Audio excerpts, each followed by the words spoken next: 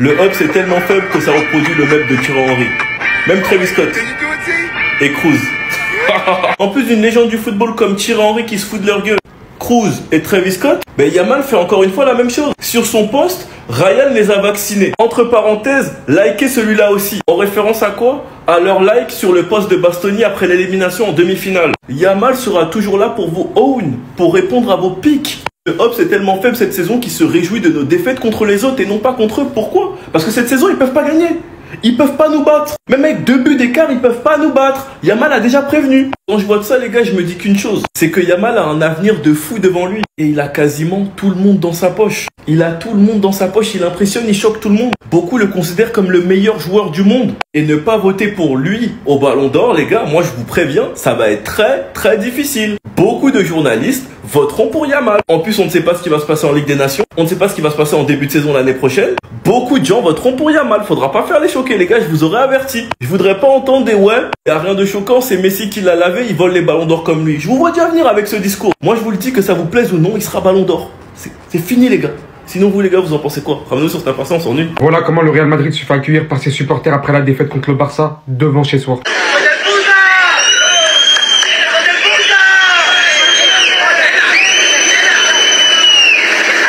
Les supporters avaient même laissé une banderole avant que les joueurs arrivent dans leur bus où c'était écrit honte en espagnol. Voilà que vous voyez le responsable de la sécurité retirer ça avant l'arrivée des joueurs. Voilà la situation dans laquelle on se retrouve après cet enchaînement humiliant. Et si j'ai un truc à vous dire dans les médias, c'est que jamais j'aurais pensé, cette saison, voir mon club se faire siffler par ses supporters devant chez soi. Et encore plus, voir un petit de 17 ans nous valer et sur le terrain et en dehors. Voilà la photo qu'il a postée, et pour ceux qui n'ont pas compris, like celle-là aussi, il a mis en description. Pour faire référence à quand Bellingham et Sergio Ramos ont liké la photo de Bastoni lorsque l'Inter avait gagné le Barça. Il y en a beaucoup en fait qui comprennent pas ma frustration. C'est exactement pour ça que j'avais reproché à Kylian Mbappé de célébrer alors qu'il est encore trop tôt dans le match. Parce qu'en fait, j'en ai plus que marre les gars, vous pouvez pas comprendre à quel point tout se retourne littéralement contre nous cette saison. Ils reprennent sa célébration, mais cette fois-ci, eux, ils gagnent. Derrière, des descriptions comme ça. C'est pour ça, en fait, je vous dis déjà que c'est compliqué. Cette saison, je vous dis tout simplement qu'on n'est pas à la hauteur d'être digne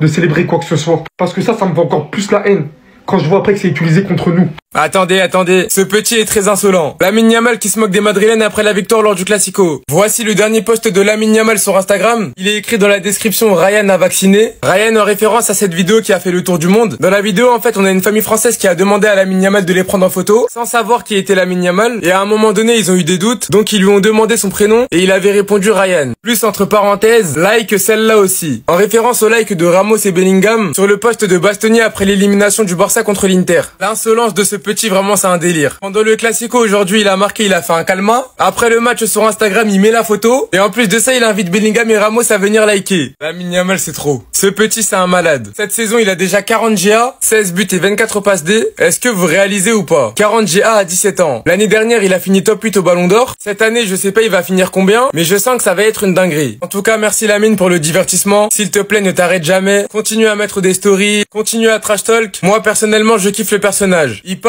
et derrière il agit. Vous voyez un post Insta de Lamine Yamal et moi je vois pas ça. Moi je vois un tacle à la gorge. Ryan a vacciné. Like celle-là aussi. Qui doit liker? De qui parle Lamine Yamal? Lamine Yamal faisait référence à Sergio Ramos et Jude Bellingham qui avaient liké le post de Bastoni après l'élimination du Barça face à l'Inter. Parce que Bastoni, il avait sorti un post Insta avec cette photo où Lamine Yamal était au sol. Et bien sûr, ces deux Madrilènes, ils se sont empressés d'aller liker le post. Lamine Yamal leur a donc répondu aujourd'hui, aussi bien sur le terrain que sur Instagram, et il leur a dit que son post aussi, il pouvait le liker. Vous voyez, c'est ça que j'aime bien avec Lamine Yamal. C'est que quand il parle, il assume toujours. 17 ans. Ça fait 20 ans, il a 17 ans, mais on le répétera encore. Lamine Yamal, quand il dit quelque chose, il va l'assumer jusqu'au bout. Comment on peut avoir une paire de couilles aussi grosse à 17 ans? Et je vous vois venir ceux qui vont dire qu'il est arrogant, qu'il respecte personne, etc. et tout. Mais non, pas du tout les gars. Ce que fait Lamine Yamal, c'est du chambrage. Le chambrage ne s'attaque pas à la dignité. C'est bon enfant. Donc la prochaine fois. Donc Bellingham, machin chouette là. On aura juste à attendre la saison prochaine, au prochain Classico, pour enfin pouvoir vanner Lamine Yamal. Parce que cette année, ils ont pas du tout eu la chance de pouvoir le vanner. Enfin, grâce à l'Inter de Milan, pas grâce au Real Madrid. Tu te rends compte qu'ils ont dû attendre la victoire d'une autre équipe pour pouvoir chambrer Lamine Yamal. La Masia ne mourra jamais, épisode 14. Vous allez être choqués de l'info. Donc, n'hésitez pas à republier et à mettre vos proches au courant qui aiment le Barça. Ce petit jeune homme-là, qui fait la gloire du FC Barcelone, n'est nul autre que Victor Munoz. Et oui. Petit-là joue avec les Baldé, les Fermine. La Masia ne mourra jamais. Après les messages qu'ils reçoivent de la part des Madrilènes, les gars, sérieusement. Après, ça peut se comprendre. En plus, il y a eu le bruit des filets. Je sais pas si vous avez... Enfin, sûrement, vous avez entendu le bruit des filets. Moi, je suis dit, bah, rentrante et tout. Après, quand j'ai vu la tête d'Inigo avec le gros plan, je me suis dit, ah, il n'y a pas eu but. C'est une dinguerie. Hein. En plus, Chesney, il était battu, c'était cadré. Non, le petit, c'est pas lui qui avait marqué contre... je sais plus qui, là, en Copa. Il vous avait fait qualifier contre Retafe, non? Ah, n'insultez pas. En tout cas, si je me trompe pas. Si je me trompe, dites-le moi. En tout cas, Rodrigo, c'est un signe que, franchement, dans la hiérarchie, t'es passé dernier, hein. Malaho et Christensen, d'ailleurs. Personnellement, je connais un côté gauche qui peut se libérer permettant à Rafinha d'aller en 10 pour concurrencer Olmo parce qu'il a rien fait de cette saison, il nous a déçus. Perso, je connais un mec qui s'appelle Figo qui a fait la transition entre les deux clubs. Dans le sens inverse. Donc tu peux faire le sens inverse également. Ça, il dit rien. Les gars, voilà, faut qu'on en parle. Voilà, j'arrive pas à comprendre cette nouvelle mode de vouloir baiser son propre club. Et ces deux individus, bah, ils sont bien représentés. D'un côté, on a Lucas Vazquez, qui est devenu barcelonais. J'arrive pas à comprendre. Et on a de l'autre côté, Araujo, qui est devenu madrilène. Il a toujours aimé le Real Madrid. Il a déjà fait des tests au Real Madrid. On le sait très bien.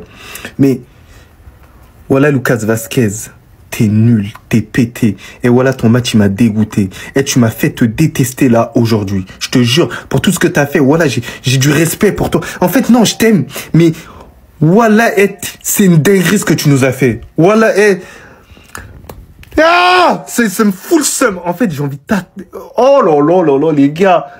J'arrive même pas à avoir les mots sur cette vidéo-là. En fait, il se rend pas compte. Il se rend pas compte à quel point on l'aime. C'est pour ça que j'arrive pas à m'exprimer vraiment tout à fait. Mais frérot, voilà ce que t'as fait, c'est pas correct. Là, on te fait une passe. Normalement, t'es censé bien la contrôler. Tu joues au Real Madrid, bordel de merde, tu joues au Real Madrid. Tu dois la contrôler, frérot. Normalement, tu dois la contrôler. Tu dois savoir faire une passe ici. Malgré ça, tu rates ce contrôle. Rafinha, il te dépasse à ce moment-là. Il te gagne sans dignité et après, il y a le but. T'as pas honte, garçon. T'as pas honte. Voilà, je me calme parce que voilà que je t'aime, frérot. T'as de la chance. T'as de la chance que c'est pas comme Fran Garcia. Voilà, il y a l'affection quand même. Pardon. Lo siento, disculpame, sorry, smehli. Si vous le savez dire dans d'autres langues, je vous invite à dire pardon à cet homme dans toutes les langues que vous connaissez. Gomen Nasai, Eric Garcia. Cet homme, c'était mon ennemi public numéro 1. Je le reconnais devant vous tous. De toute façon, vous m'avez vu le critiquer avant son prêt à Gérone. J'en voulais plus. Je le haïssais, je le détestais. C'était l'un des joueurs que je n'ai jamais pu encadrer. Peut-être même l'un des joueurs que je détestais le plus au FC Barcelone de l'histoire du FC Barcelone. Quand je vois le joueur qu'il est devenu, quand je vois les qualités dont il dispose, pardon, j'en perds mon français.